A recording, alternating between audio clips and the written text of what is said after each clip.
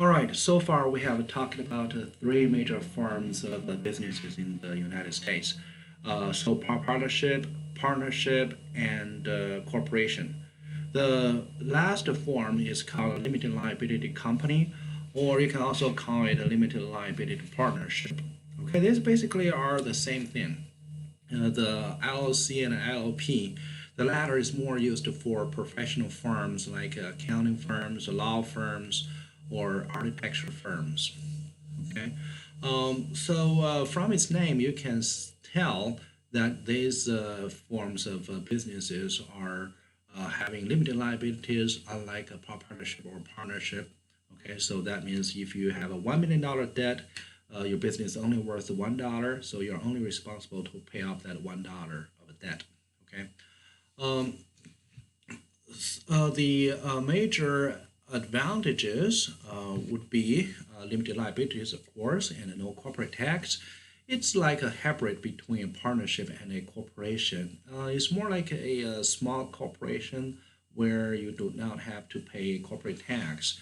The thing is, it's hard to raise more capital to develop large for this form of businesses because the government structure is the primary reason. Okay, when the business is dominated by several big partners, it's hard to protect the interest of a small shareholders. Okay, if you want to invest in an LLC or LLP, okay, um, your money may not be well protected. The managers or the major partners may just use your money for their own self-interest. It's called an agency problem. We're gonna address that later in the chapter. All right, so the LLC and LLP would be easy to form. If you want to register for LLC, you go to the state of Illinois government website. It's just the same website where you do the driver's license, and then you'll register your LLC, make sure the name has not been taken. You pay $150, and it takes about 10 days to get yourself registered as LLC. So, which is relatively easy process. To form a corporation, okay, to form a corporation, however, is a different ball game. You have to hire a large group of attorneys, lawyers, and because the paperwork and all the guidelines for a corporation is a lot. The book of corporate law is about this thick, and you have to follow all of them. So it's usually very hard and complicated to form a regular corporation. So that's about the major forms of business in the United States. Um, our course, the entire finance class is focused on corporations and corporations only. The major reason is the corporation takes 80% of U.S. employment, 80% of the revenue, and 80% of assets, roughly speaking. So that's the major part of a corporation. Um, so, what is the goal for a corporation? The goal for a corporation, okay, is to maximize shareholders' wealth. Okay, is to maximize shareholders' wealth. Um, this is more suitable in an Anglo-Saxon country like United States, Canada, United Kingdom, South Africa, Australia, New Zealand. These are all Anglo-Saxon countries. So the purpose of the existence of a corporation is to maximize the shareholders' wealth or create value for the shareholders or make money for the shareholders, however you want to state that. And for a public company, okay, so where if you have a public firms like Apple, where you can trade their stocks in the open market, the goal is reflected as maximize stock values. Basically, the stock prices would represent shareholders' wealth, and make sure it's in the long run. In the short run, the stock price could fluctuate. That's very easy to manipulate the stock price in the short run. If you want to increase the value, you have to take a much longer time horizon.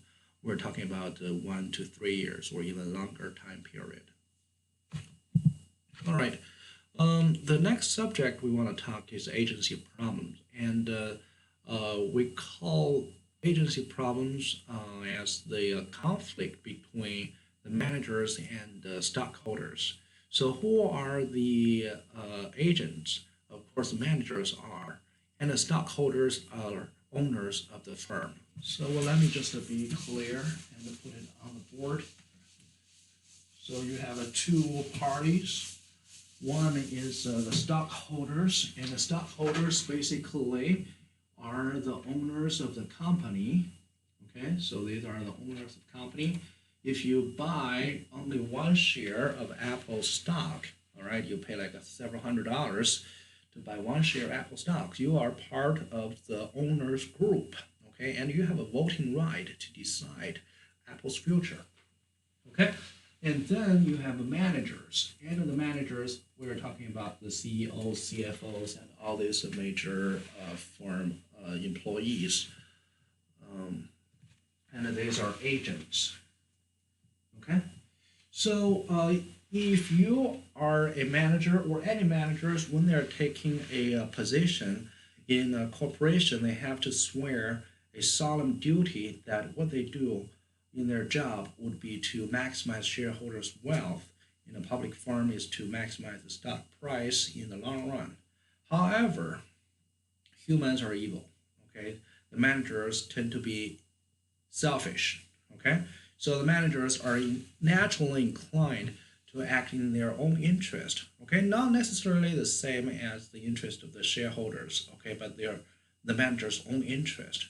So basically, they would waste the company's profit, the company's cash that could otherwise be distributed to the shareholders. Okay, so you have a pie or a cake where the owners should have it, but the managers before they give it to the owners, they eat all of them. All right. So what would be the examples for agency problems or the managers wasting money? The first is expensive perks. All right, the managers may buy a lot of unnecessary and luxury stuff like they renovate their offices with gold and marbles and expensive wood furnitures. Okay, or they buy a corporate jet to fly around. Okay, where the company only has two locations or even just one location. All right, they may buy expensive golf club membership to get socialized with all the other companies' managers. All right, or just a top box in the Super Bowl game. So these are all the ways the managers could waste money. All right, the managers also would fight for survival. They want to keep their job, okay, and they want to make their job look nicer. So they may sacrifice the firm's long-term development, okay, just to use the resources and to boost the performance during their serving time. Okay, let's say these managers have 2 years to serve, and the managers want to keep his job in the next 2 years. So say he or she may sacrifice the 10 years of resources of the company just to make a good 2 years for his performance. All right. And also the next one is my favorite. It's called empire building activities. All right. The managers would feel like the king in the castle, and they want to make their empire bigger. All right. So they may acquire another company, okay, or launch a new location, or even start a business in a new country. And these activities may not necessarily be the best interest of shareholders, which means if they launch a new business, it may not be very profitable, but it will be very costly. All right. In the corporate history, if you look at acquisitions, all right, so probably you have heard acquisitions. That means a big company buys a small company, and the big companies they acquire, the small companies they target. That's a very popular activity in the corporate world. So if you look at acquisitions, the small company we call the target firm, the stock price usually goes high, okay, when the acquisition announcement was made. So if a company is being purchased, that's a good news for the company, okay? and the price they pay is usually pretty good. But for acquirers, okay, the buyer of another company, the stock price slightly drops, okay, a little bit. All right, so which means on average, the acquisitions are not very good for the acquirer or the buyer. All right, and also the managers would fight for independence.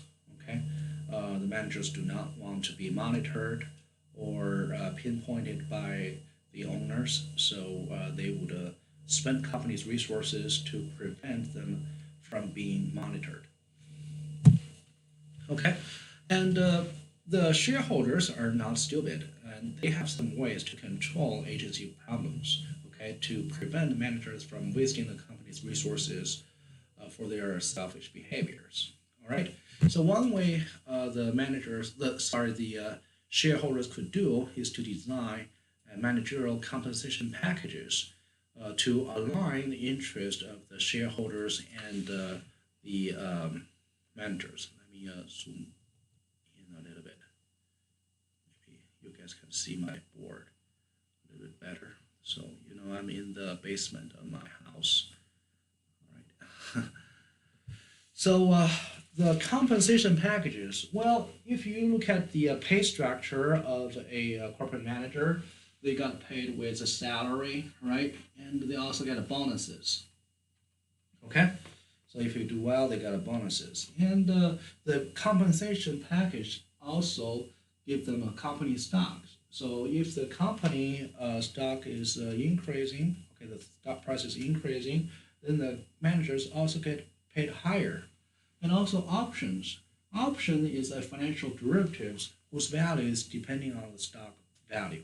Okay, so you can just remember when stock price goes higher, the option value would go higher. So that is also another form of payment to managers. So this tool and also the bonuses would that form of compensation would align the interest of managers and shareholders. So if the managers are wasting money, they have to double think about it. Okay, they may waste his own money. Okay, because they are also part of the firm's equity group or part of the firm owners when they own stocks, when they have options. Okay. The next method would be direct intervention by shareholders. Okay, shareholders are the owners. They can do anything they like with their own firm. Um, so they can just jump into the daily operation of the firm and do whatever they like or stop whatever they don't like. All right. Um, and also, they may hire a third party to monitor the managers. Okay, like the accounting firms. I'm sorry, the shareholders would hire an accounting firm or an auditing firm to check the finances of their own firms. Okay, just to make sure the managers are doing the right job. They're not cooking the books. Okay, and also the next subject is called agency cost. Okay, agency cost. So we're talking about the agency problem, which is from the manager's selfish behavior. They waste the company's money. So you have a direct agency cost, which is the money wasted by the managers. If managers buy a corporate jet, that would be called an agency cost, if that corporate jet is unnecessary. All right. And you also have an indirect agency cost. The indirect agency cost basically are the money spent by the shareholders to control agency problems to prevent managers from wasting companies' money. All right, like all this, you see, when the managers pay the when the shareholders pay the managers with the stocks and options, these are all costly, and these stocks and options will be indirect agency cost. And if they hire a third party to manage to monitor the managers, then the third party would also charge a fee. So that's also indirect cost. Okay, so just to be aware of the difference between direct agency cost and indirect agency cost. This could be an essay question in your midterm exam. All right, so now let's do some review and take a look at these questions. So this one is an easy one. If you take a look, a business owned by a single individual is called a sole proprietorship. Okay, the answer is B. All right, so the next one, maybe it's time for me to disappear. All right. So which of the following statements are correct concerning the organizational structure of a corporation?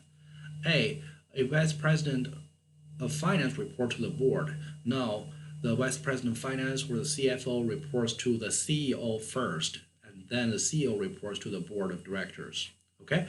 B, the CEO report to the board of directors. This is a good one, so we select B.